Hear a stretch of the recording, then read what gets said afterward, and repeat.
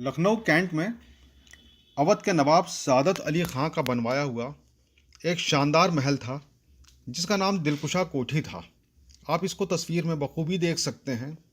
हालांकि अब यह खंडहरों की सूरत में पड़ा हुआ है जैसा इस वक्त आपकी निगाह के सामने है, लेकिन इसमें एक अजीब खिंचाव है, अजीब कशिश है।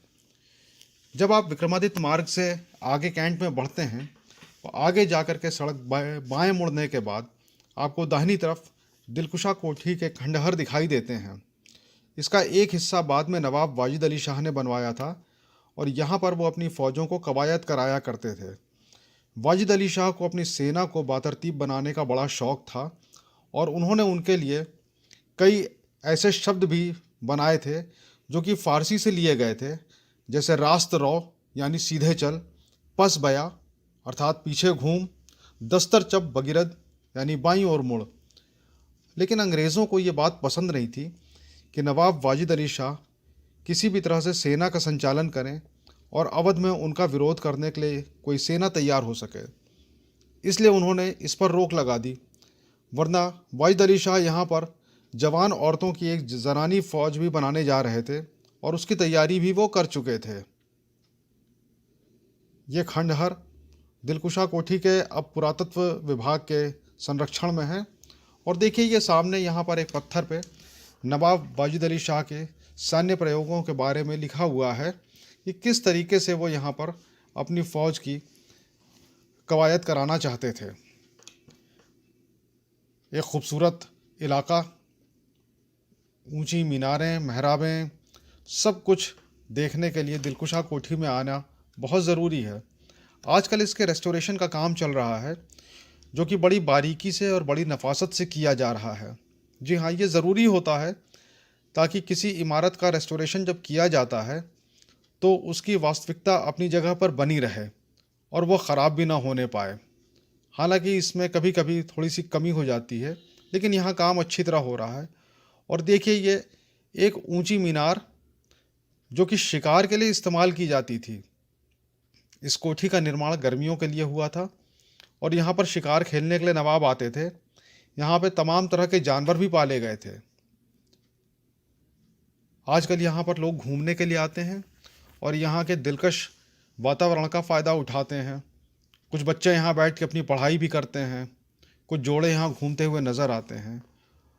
और देखिए, यहाँ पर कुछ कब्रें भी हमको दिखाई दे रही हैं जो कुछ अंग्रेज़ों की हैं।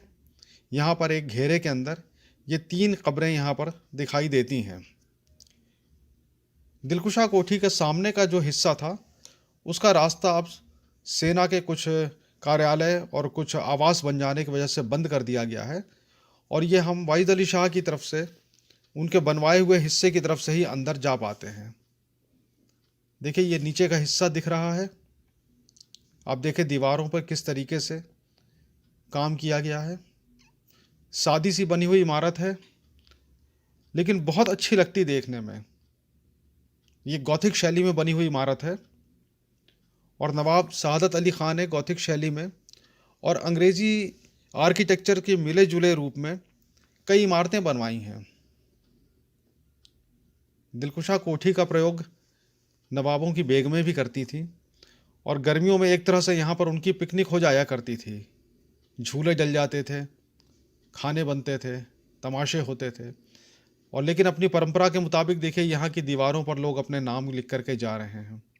जो इतिहास में कहीं अपना नाम दर्ज नहीं करा पाते, वह ऐतिहासिक इमारतों पर अपना नाम लिख करके ही खुश हो लेते हैं। लखौरी ईंटों से बनी हुई ये शानदार इमारत, नवाब नसीरुद्दीन हैदर ने भी इसको काफ़ी सजाया और संवारा था।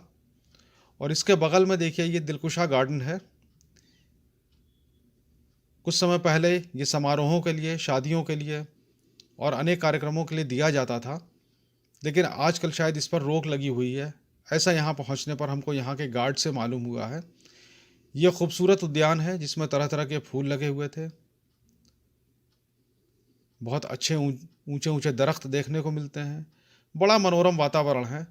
दिलकुशा नाम को चरितार्थ करती है दिलकुशा पैलेस की बिल्डिंग और उसके बगल में दिलकुशा गार्डन।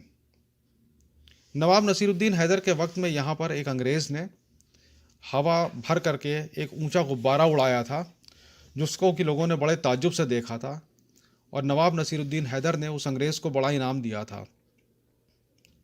उनके पास एक आर्टिस्ट भी था जिसका नाम मिस्टर मॉड्स था और वो बहुत अच्छा कलाकार था। उसने नवाब नसीरुद्दीन हैदर की तमाम तस्वीरें इसी इलाके में बैठ के बनाई हैं। अंग्रेज़ी सेनापति हेनरी हैवलॉक ने 24 नवंबर सन 1857 को पहली जंग आज़ादी में यहीं पर अपने प्राण गंवाए थे। इसे देखने के लिए हम आपका धन्यवाद करते हैं।